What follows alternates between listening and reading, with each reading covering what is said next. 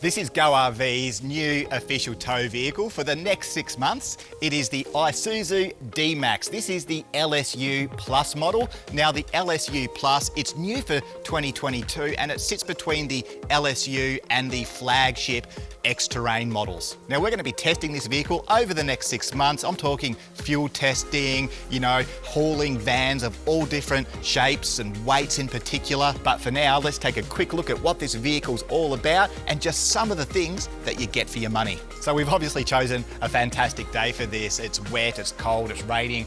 These gravel tracks are a bit of a mess, and this vehicle is only fitted with passenger terrain tyres. So I'm just going to take it nice and slow, not do anything silly, but primarily I want to talk to you about how this vehicle handles as a tow vehicle. Look, this is one of the most popular utes in Australia at the moment. I've only had it for a little while, but I'm starting to see why. Tell you what, I don't like these conditions, but we'll be okay. This car, it's got 4 high, which we're in at the moment, given the nature of the conditions, but we've also got low range as well, not that I think we'll need it. Now, in terms of this vehicle's towing performance, honestly, so far, so very good. The caravan on the back, look, it weighs about 2,400 at the moment. It's got some gear in it. So it's not really testing out this vehicle's, maximum 3,500 kilo towing capacity, but we will get to that with future reviews and future caravans that we'll be towing. On the highway though, towing this particular single axle Goldstream, I've had absolutely no problems at all. They say that it feels like the caravan's not even there. Well, that is the case with this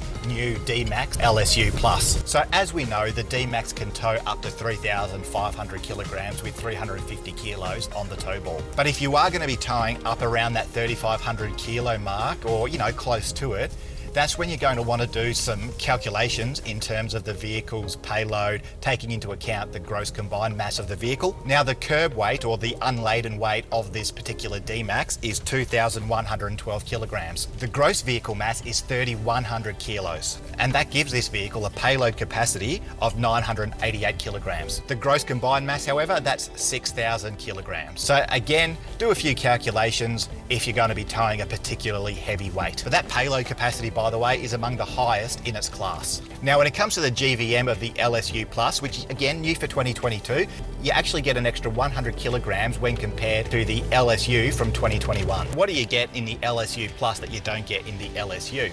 Well, for a start, you get seat warmers, which are fantastic. But you also get this leather accented upholstery and a few black appointments throughout. And I'm finding the layout of the dash to be quite logical. I love the huge touchscreen display. You've got Apple CarPlay, which works well. Now, a couple of years ago, ISUZU redesigned the turbo diesel engine used in the D-MAX, and it's now being used in the new MU-X. It's a 3-litre 4-cylinder engine, which really gets up and go. Look, obviously you've got a bit of turbo lag, and that's fairly normal, but honestly, it's not too bad. You've got 140 kilowatts at 3,600 RPM. You've also got 450 Newton meters of torque at 1,600 to 2,600 RPM. So you've got quite a wide torque band, which is going to be quite useful for crawling up hills in low range and that sort of thing. It's a 6-speed automatic transmission with great logic, which automatically shifts down when descending steep hills to utilize engine compression braking, or holds a lower gear when climbing steep inclines. Now, ISUZU reckons the combined fuel cycle of this vehicle is about 8 litres per 100 kilometres. Obviously, that's when you're driving solo, not when you're towing a caravan, and we will do some fuel testing on this vehicle in the months to come. It has a new independent front suspension design and 3-leaf rear suspension, which ISUZU reckons, is going to maximise the axle articulation for better traction.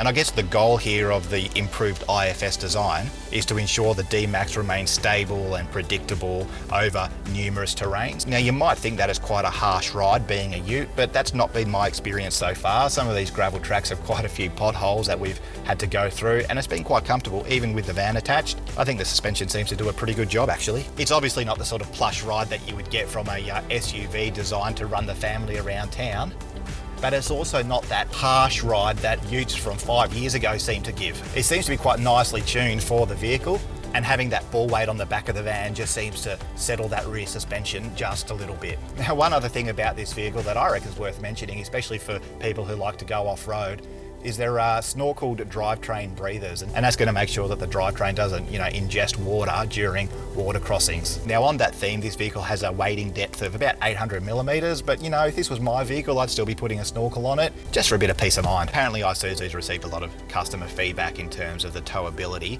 of the D-MAX. And they say they've taken that feedback on board, and the LS-U Plus, well, it is set up from the factory for towing. It comes with a tow bar receiver, There's a tub liner in the back. And one thing that I noticed is the visibility in this D-MAX is fantastic. You know, out to the rear and both rear corners, it's just terrific. No obstructions really whatsoever.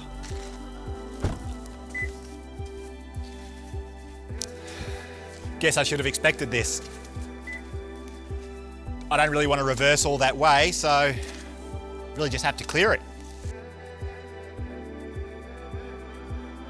Well, that's my good deed for the day done, and I think we can keep going.